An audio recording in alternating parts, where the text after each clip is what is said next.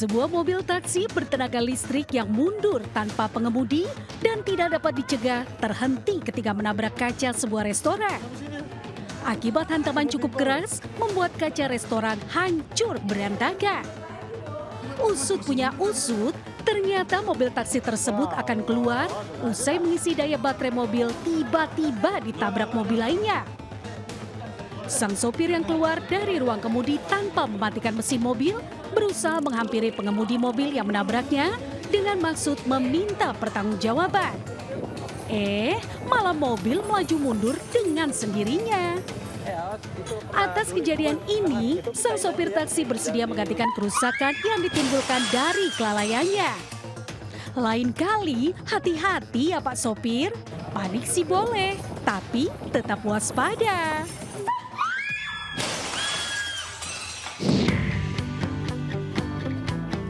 Berwisata nggak harus ke tempat mahal loh. Ternyata di tempat lokasi banjir bisa disulap menjadi lokasi wisata dadakan.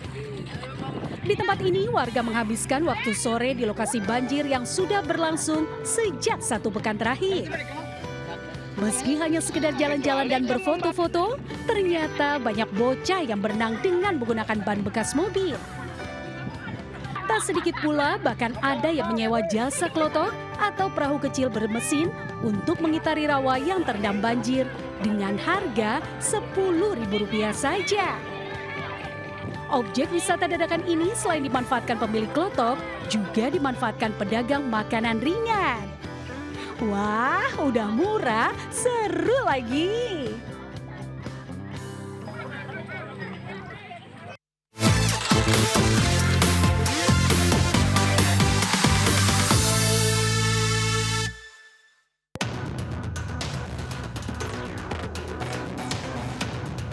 Ingin memiliki motor untuk digunakan ke sekolah, seorang pelajar SMA di Maros, Sulawesi Selatan, nekat mencuri motor yang terparkir di depan toko.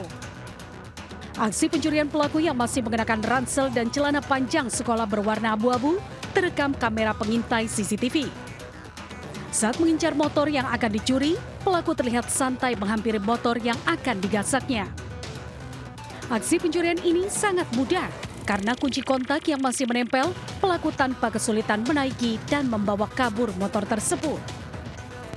Pemilik motor mengaku baru mengetahui motornya hilang pada sore hari saat akan pulang ke rumah. Saat memeriksa CCTV, terlihat seorang remaja membawa kabur motornya dan selanjutnya korban melaporkan ke pihak kepolisian. Berbekal rekaman CCTV, polisi tak butuh lama untuk menangkap pelaku. Mirisnya dari hasil pemeriksaan, pelaku mengaku ingin memiliki motor untuk bersekolah.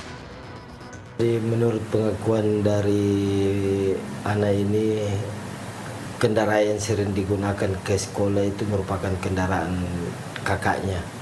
Sehingga melihat pada saat melintas di TKP, melihat sepeda motor yang lengkap dengan kuncinya, beliau berinisiatif untuk mengambil kendaraan tersebut supaya dapat digunakan untuk pergi ke sekolah. Dari Maros, Sulawesi Selatan, Wahyu Ruslan, iNews melaporkan.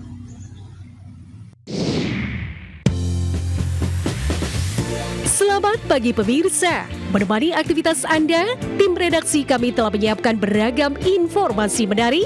Inilah Buletin iNews Pagi selengkapnya.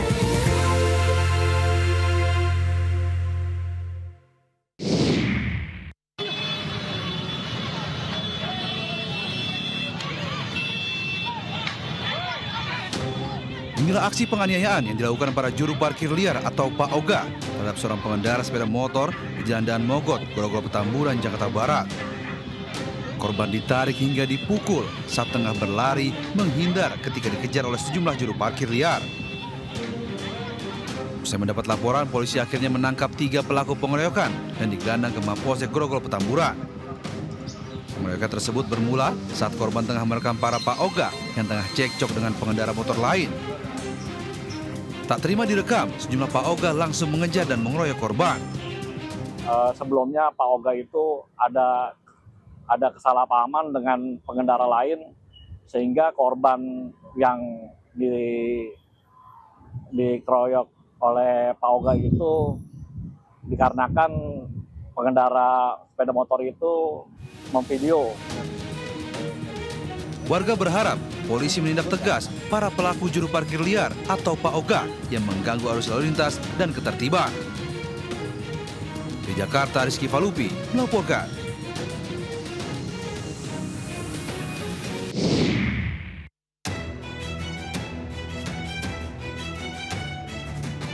Tim Resmob Ditreskrimum Polda Sulawesi Selatan menangkap 2 pelaku spesialis pembobol mesin ATM di Pangkep. Aksi pembobolan mesin ATM ini terekam CCTV. Para pelaku memakai gerinda dan alat las untuk membobol mesin ATM ini. Akibat pembobolan, pihak bank yang menderita kerugian kerusakan mesin ATM sebesar Rp120 juta langsung melaporkannya ke polisi. Polisi akhirnya dapat membekuk kedua pelaku setelah buron 2 bulan. Para pelaku mengaku sudah 2 kali melakukan aksi pembobolan ini dan lokasi yang diincarnya cukup sepi.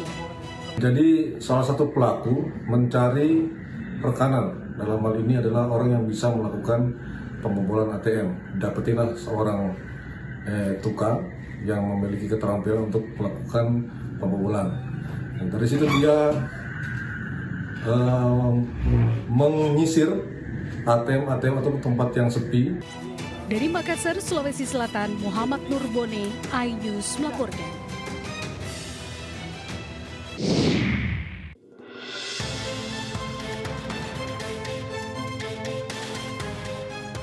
Aksi pencurian mesin kompresor ini terjadi di tempat produksi pengusaha mebel di Desa Sambirjo, Kecamatan Rejoso, Kabupaten Pasuruan, Jawa Timur terekam CCTV.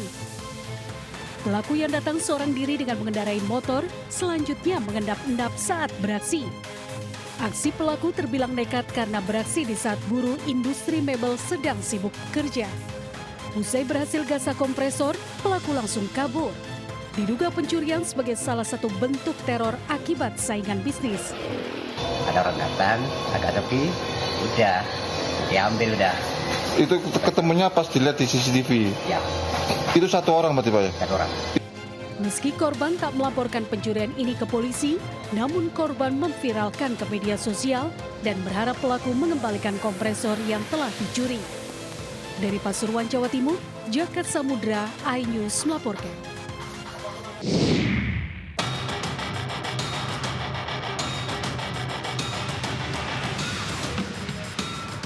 Personil unit Reskrim Polsek Medan Helvetia melakukan penggerebekan di kawasan Jalan Kelambir 5, Gang Alang, Medan, Sumatera Utara. Satu persatu gubuk narkoba yang diduga jadi tempat pesta narkoba diperiksa dan alat hisap bong serta plastik klip sabu bekas pakai pun ditemukan di lokasi.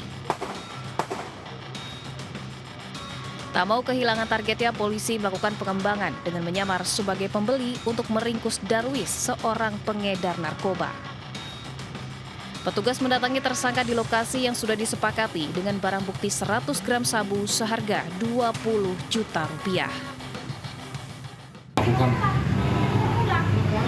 penyamaran berupa kabar baik terhadap pelaku dan ditawarkan oleh pelaku kepada personil kita yang melakukan penyamaran kabar baik.